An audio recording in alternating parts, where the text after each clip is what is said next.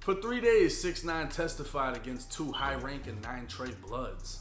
Harv, who kidnapped, beat, and robbed 6ix9ine, would receive 24 years, and Nuke, who held the second highest position in the gang, received 17 years in federal prison.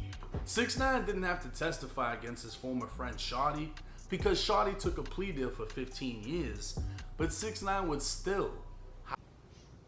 What's up with the gang? You already know we back with another video. Shit, today we about to react to 6ix9ine going back to the pen. You feel me? This was yesterday. So shout out to EOS for the video. Let's just see what they talking about. You feel me?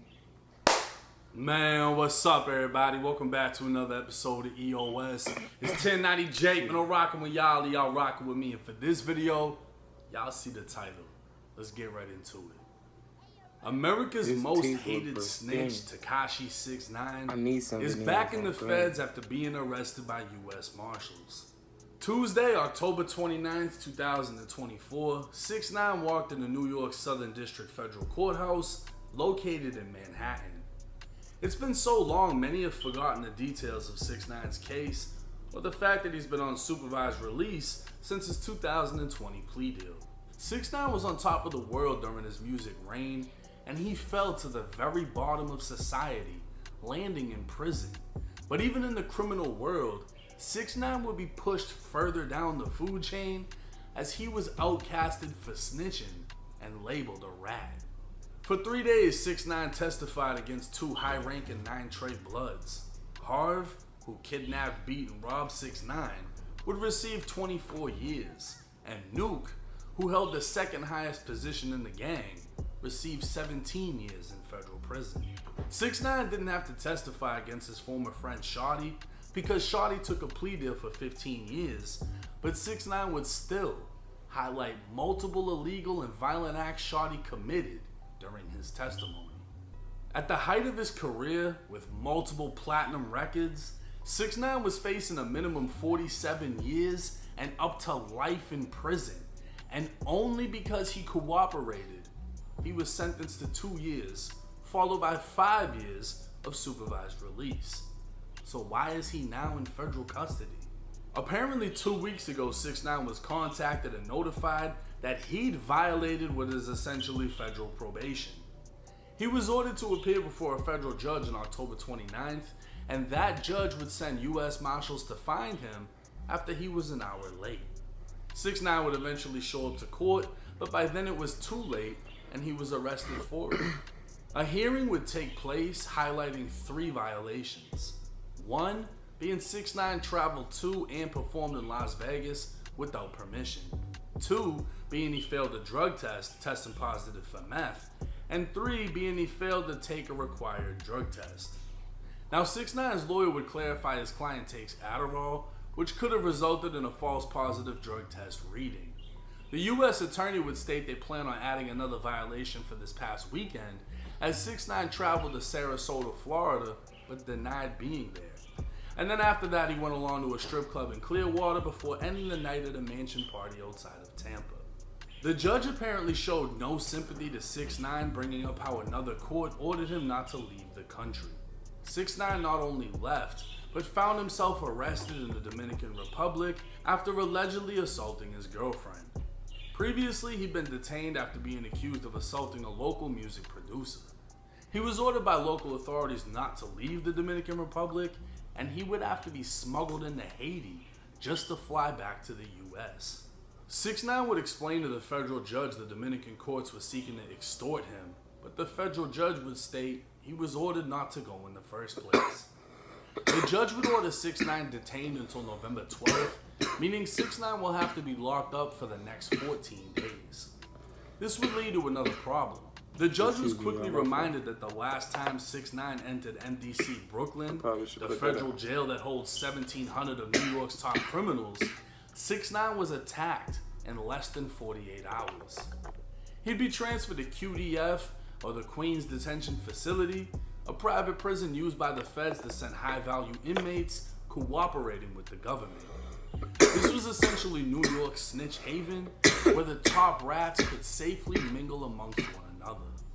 Again, unsympathetic, The judge ordered 6ix9ine detained, sending him once again to MDC Brooklyn.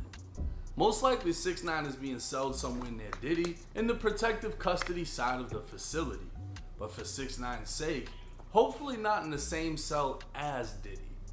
Being that 6ix9ine is close to finishing his supervised release, it's very possible he'll be back out quickly, but he could also be ordered to finish the remainder of his time inside of the feds, which should be no more than a year.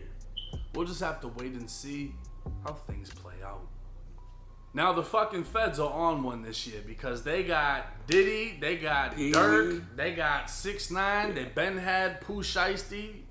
They're not playing. Hip hop is under federal attack, or just maybe motherfuckers in hip hop need to stop doing federal shit.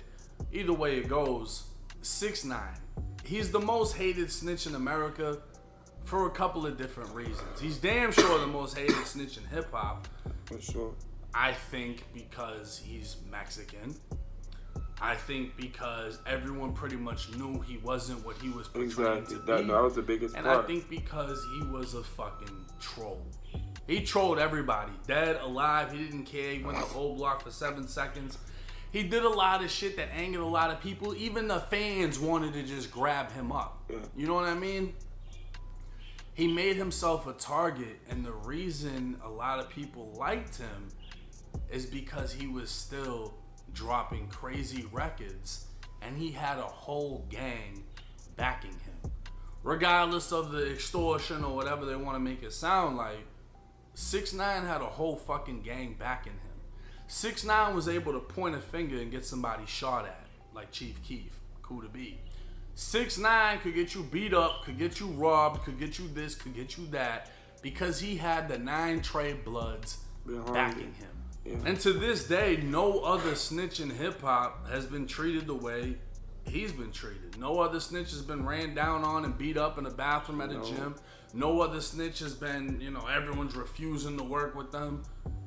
It's not the same. You got snitches doing 20 versus 1s. YSL Woody just literally got a career off of snitching on YSL. And then you got plenty of other rappers that have told, and other rappers just refuse to acknowledge it. Exactly. Oh, I didn't know. We just dropped 5 songs together. I didn't know you did that. They don't be giving. We got 5 more songs planned. We're going on tour too. You know what I'm saying? Nobody is held to the same standard as 6ix9ine. So how will things play out for him now that he's back locked up? Well, the first time 6ix9ine entered MDC Brooklyn, he was placed in general population because at that time he hadn't snitched. He was most likely still under the false pretense or the false fucking whatever, the facade that he was a 9 Trey Blood and the Bloods were going to protect him in the feds. And as the story goes, he was allegedly punched on by a Crip in the feds. And after that incident, he said, fuck this. I don't know if that's what kickstarted him into snitching. A Crip had to make that happen. I can't lie, when everybody was bashing 6ix9ine in the beginning, when he first had told and stuff, and he was popping on every interview saying whack 100, trying to justify the shit like, nah, cause this and that. Like, nah, fuck that. Y'all did not treat dude like how y'all treated everybody else. You know what I'm saying? Let's just keep it a whole 100. And then during that time, it's not like he was really trolling too bad. He just said shit like, how come he ain't slide for him? How come he ain't do this? And that's when niggas like, how you know what he doing and what niggas ain't doing? But how you know what bruh doing and what he ain't doing? And how you know what 6ix9ine, so it's vice versa type. So dudes just decided to pick on him and shit like, and it got to a point to where he started talking, shit back to people. And it's like, now everybody hate him and shit. It's like, I don't fuck with him. Just cause you shouldn't have been fake about everything. You should have came out saying, I ain't like this, you feel me? Like, man, paid them people off and got up, like, you know what I'm saying? But you went and told on people, man, watch out with that. You know what I'm saying? So it's like, you feel me? Y'all just let me know y'all thoughts in the comment. You feel me? And if you did enjoy the video, if you leave a like, subscribe, shout out to EOS one more again. You feel me? And until next time.